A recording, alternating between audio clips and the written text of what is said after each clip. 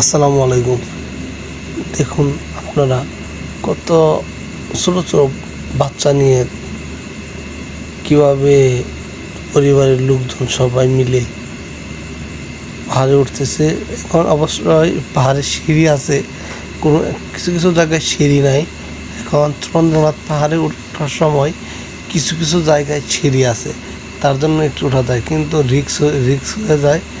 বাচ্চা ছেলে মেয়েকে নিয়ে উঠতে গেলে একটু রিক্স হয়ে যায়। আপনারা সকলে একটু পাহাড়ে ওঠার সময় দেখে শুনে উঠবেন, কারণ দেখুন কীভাবে কষ্ট, কি একটা পরিশ্রমের বিষয়, কিন্তু দেখুন কীভাবে ধরে নিয়ে কষ্ট করে উঠতেছে বাবা তার ছেলেকে নিয়ে।